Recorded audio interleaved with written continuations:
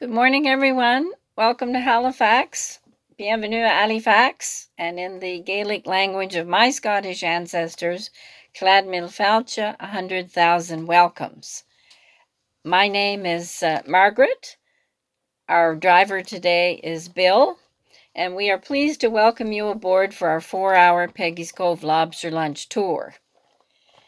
The first hour will take us through town along the Lighthouse or Blue Nose Trail. So I have some maps on board for you to get your bearings.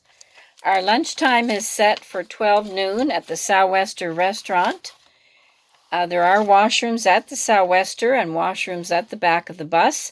There are also washrooms in the village if you choose to walk back up the hill to see the granite sculpture near the Tourist Bureau.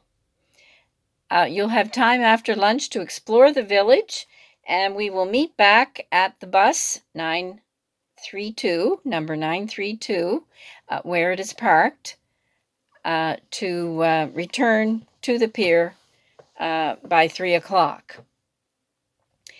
Bill will be happy to adjust the air conditioning if you're too hot or too cold. And please let me know if I'm speaking clearly into the microphone, especially for those at the back of the bus. Let me know if anyone's having chicken instead of lobster for lunch so I can phone in your order. And if it's your first time cracking open a lobster, I have some tips, so I'll definitely come around the table to help you in any way I can. I've printed off a little orientation map of the village also. And at Peggy's Cove, we have brand new viewing platform with accessible walkways to our most photographed lighthouse. And there are warning signs. We ask that the passengers stay away from the very rocky edge, especially if the rocks are wet or black because they are slippery. Just steps away from where our tours begin and end is one of our noted landmarks, Pier 21. If you have time after the tour, it's open till 5:30, and I have the ticket information for you. From 1928 to 1971, over 1 million immigrants, displaced people, veterans, war brides, and home children were welcomed. Inside the facility, we have an immigration museum, interactive displays, a genealogy research center, a souvenir shop, a coffee shop, and washrooms. In 1944, there was a bad fire, but the immigration hall was restored and reopened in 1946 with newer and better facilities. The largest ethnic groups welcomed at Halifax were of British, Scottish, Irish, and French roots. And like myself, about 48% of Nova Scotians have Celtic roots.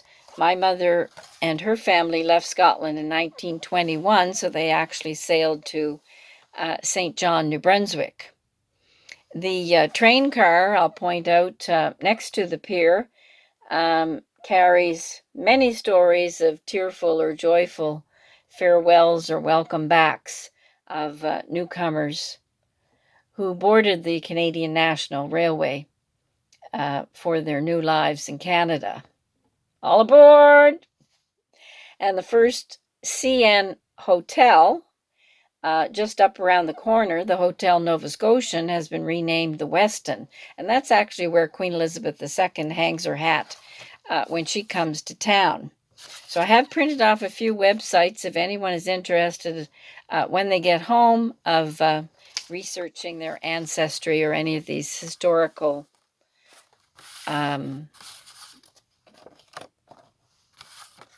facts. One story I read about the Dutch family, and Canada welcomed many Dutch and Polish and Italian immigrants also. The Dutch soldier had a toothache, so he went to the dentist office with his trusty Dutch-English dictionary in his pocket, and he walked up to the receptionist and said, "I want a date." Well, she was rather taken aback and told him she was married, but he said, "Well, I don't care, I've got a sore tooth." So what was lost in translation that day was the word appointment, not date. This year we actually commemorate the 175th anniversary of the largest ever migration, that of the Irish settlers in 1847, who were fleeing the potato crop failure in Ireland. And that was over 97,000 Irish immigrants seeking a better life. I'll just mention that some scenes of the Titanic movie were filmed behind Pier 21.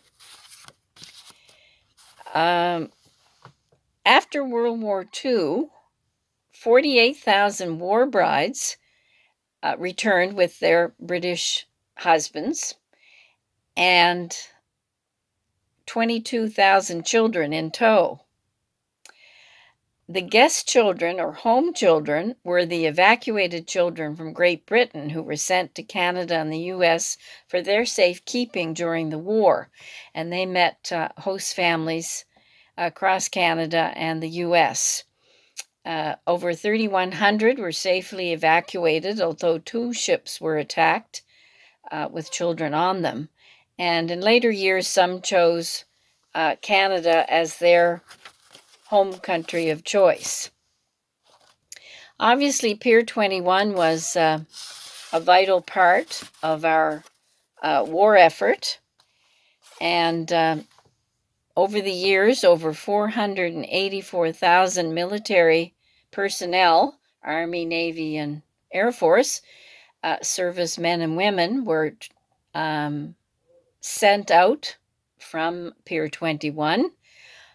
Picture the young lads with eager faces lining the decks of the Queen Mary and the Queen Elizabeth, which were ocean liners refitted for military transport, donned in their gray and green uniforms, setting out for fates unknown. The largest contingent ever boarded the Queen Elizabeth, nicknamed the Grey Ghost, and it set out in 1942 from Halifax for Scotland, unescorted and without convoy because of her speed. We tell you not to worry if the tide goes out while your ship is docked with us, because we have the highest tides in North America, and you sailed into the second deepest harbor in the world, second to Sydney, Australia.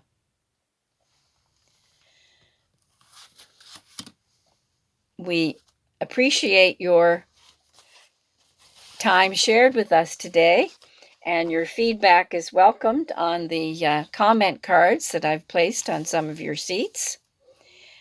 Big hand for Bill for getting us there and back safely today. We hope you come another day, and when you have more time, to check out our coastal beauty, savory seafood, and warm hospitality. Just a reminder to take all your personal belongings with you today. I'm wearing the Nova Scotia tartan on my scarf, and I made everyone a little souvenir bookmark with the Nova Scotia tartan on it. Our unofficial theme song, Farewell to Nova Scotia, has a chorus that goes like this. Farewell to Nova Scotia, the sea-bound coast. Let your mountains dark and drear I be. For when I am far away on the briny ocean tossed, will you ever heave a sigh and a wish for me? Our provincial berry is the blueberry, so I also have a few blueberry grunt recipes, if you're so inclined. And I'll leave you with this Irish blessing. May the sun always shine on your window pane. May a rainbow be certain to follow each rain. May the hand of a friend always be near you, and may God fill your heart with gladness to cheer you. Enjoy safe cruise, pleasant seas, till we meet again.